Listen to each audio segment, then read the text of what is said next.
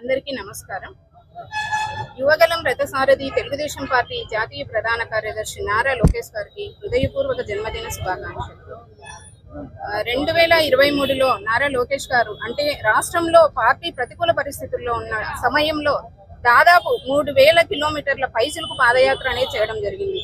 రాష్ట్ర పరిస్థితి అధోగతిగా ఉంది. ఆ సందర్భంలో అతను ప్రజల సమస్యల గురించి ఆయన చర్చించి దాని మీద ఏం నిర్ణయం తీసుకోవాలనే దాని మీద పాదయాత్ర చేసి రాష్ట్రంలో పార్టీని అధికారంలో తేవడానికి చాలా ముఖ్య కారకుడైనాడు నారా లోకేష్ గారు.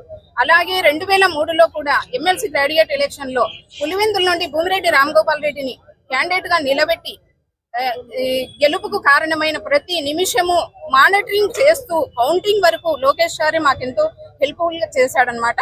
పార్టీ గెలుపులో చాలా కీలక పాత్ర పోషించాడు. అటువంటి నారా లోకేష్ గారికి మేము కష్టకాలంలో కూడా ఎప్పుడు అండగా ఉంటామని ఈ సభాముఖంగా ఇక్కడ తెలియజేస్తున్నా.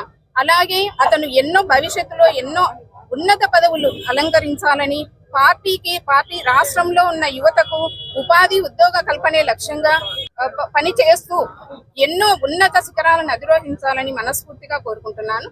అలాగే 2014-19 మధ్యలో కూడా కాంబల్లె గ్రామంలో ఎన్నో పెండింగ్ పనులు అన్నమాట. ఇప్పుడు కాలనీ నిర్మాణం అయితే అలాగే ఎన్టీఆర్ విగ్రహ ప్రతిష్ట ఇవన్నీ దాదాపుగా ఆగిపోయినాయి.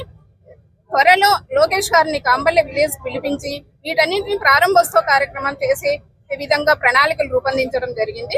మరొకసారి పులివెందుల నియోజకవర్గ తెలుగుదేశం పార్టీ కార్యకర్తలందరికీ తరపున లోకేష్ బాబు గారికి హార్దిక జన్మదిన శుభాకాంక్షలు. Happy birthday.